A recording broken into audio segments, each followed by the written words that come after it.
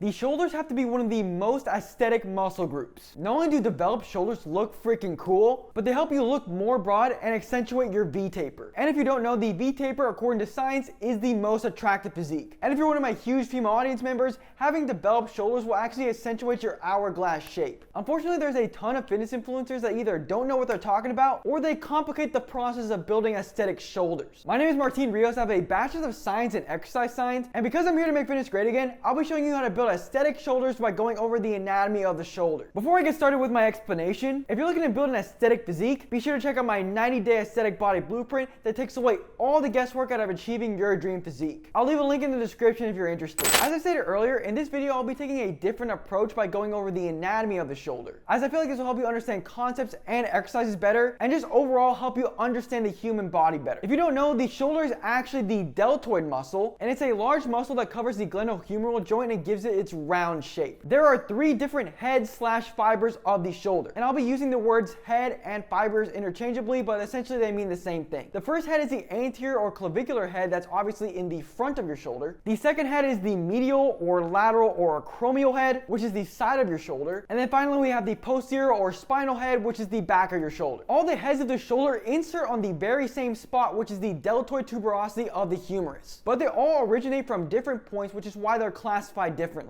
With the anterior head originating on the lateral clavicle, the medial head originating on the acromion process of the scapula, and the posterior head originating on the spine of the scapula. If you guys don't know, all muscles have an origin and an insertion point, with the origin site being the attachment site that does not move during contraction, and the insertion is the attachment site that does move during contraction. So because all the heads of the deltoid insert on the same spot, which is the deltoid tuberosity, which is like right here, they all obviously move the humerus or the upper arm. But because all the heads originate from a different point, they actually move the humerus differently, which I'll explain later. So now that I got the basic anatomy of the shoulder out of the way, I'll go over all the actions of the different heads of the delt and the exercises that you should do to build these areas. So obviously in order to build your shoulder, you want to make sure you're hitting all three of these heads. I personally like to include 3 shoulder exercises in my workouts, with one being a front delt focus, one being a lateral delt focus, and one being a posterior delt focus. So to start off, I'll be going over how to build the front delt. The action of the front delt is to flex and medially rotate the arm. So in order to build the front delt, we want to do exercises that involve this, with the easiest way to hit the front delt being shoulder flexion exercises, with an example being any sort of front raise variation, whether it's with a cable, dumbbell, or barbell. But if you watch my content regularly, I don't typically recommend front delt isolation work. This is because a good, well-structured program involves a lot of pressing that hits the front delt heavily. This includes any bench press variation or overhead press variation. And for most people, just doing your fair share of pressing movements is enough to develop your front delts. But you can add in isolation work if you're somebody who happens to have underdeveloped front delts. I kind of mentioned this earlier, but my favorite exercise for the front delts is an overhead press. Although this is a compound exercise, I like to put this as my front delt shoulder exercise, because as I stated earlier, this is typically enough for most people to develop their front delts, and you're also getting a bonus of some tricep and lateral delt involvement. I would recommend doing the overhead press with either dumbbells or barbells, and make sure you're doing it standing up. Doing it standing up will engage your core far more. That will not only lead to greater core strength, which will help you with your other lifts, but it will allow this exercise to transfer outside the gym far better. So whether you're doing sports or you're just trying to get into better shape. And when it comes to using free weights, don't use these stupid machines. Using a Smith machine or any sort of overhead press machine will take away the stability demand of the exercise, which doesn't force your rotator cuff or even deltoids to stabilize the arm. This will lead to a far less stable shoulder joint, aka a far more injury prone and less healthy shoulder joint. Now into the medial/lateral head of the shoulder. And the action of the lateral delt is to abduct the arm. While all the heads of the shoulder work together to abduct the arm, the medial delt is the primary mover of shoulder abduction, while the anterior and posterior heads of the shoulder stabilize the arm, which again is another reason why you shouldn't do this exercise on a stupid machine as well. A lot of people don't know this, but the medial delt is the primary muscle for 15 to 90 degrees of abduction, as the supraspinatus, which is one of your rotator cuff muscles, is responsible for 0 to 15 degrees of abduction, and the serratus anterior and trapezius are responsible for anything past 90 degrees of abduction. This is because at 90 degrees of abduction, the humerus hits the acromion of the scapula, limiting further elevation. So in order to elevate your arm past 90 degrees of abduction, the scapula must rotate upwards, which is done by the trapezius and the serratus anterior. This is why I say Dr. Mike's super range of motion lateral raise is freaking stupid, because past 90 degrees, the deltoids aren't even the primary mover.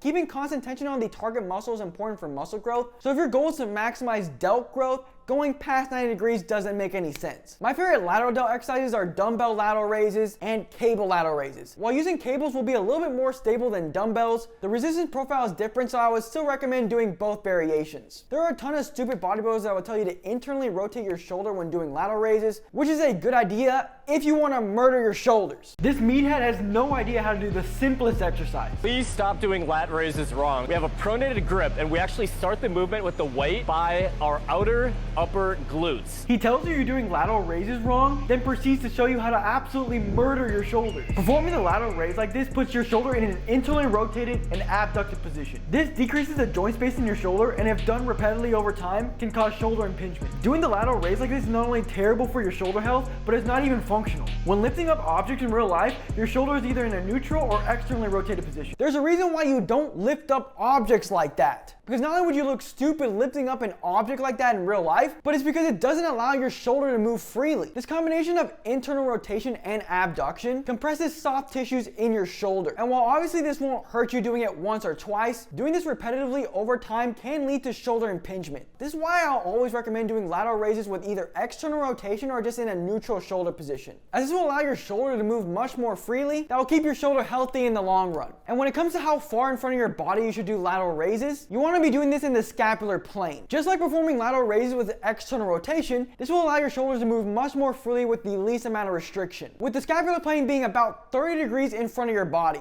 I like to say you should do lateral raises plus or minus 10 degrees from the scapular plane, aka do lateral raises 20 to 40 degrees in front of your body. And now into the last head of the shoulder, which is the posterior delt. The action of the posterior delt is shoulder extension, lateral rotation, and horizontal abduction. Just like the front delts, the rear delts are hit heavy in compound lifts. So make sure you're doing your vertical pulls, and definitely make sure you're doing your horizontal pulls or rows. While vertical pulls will help you with rear delt development, you're gonna get most of your rear delt growth from rows. If you're looking to emphasize your rear delts in your rows, you're gonna wanna prioritize wide grip rows or any sort of row variation where your arm is abducted about 45 degrees. But since the rear delts are hard to develop and they're often overpowered by bigger muscles, it's important to add in some lighter and isolation work. Doing isolation and lighter rear delt work will help you focus on the rear delts so that the bigger muscles don't overpower it. When it comes to workout structure, I do my vertical pulls and horizontal pulls on my back day, but depending on your workout split, you can easily do rear delts on back day as well. When it comes to isolation work, my favorite exercise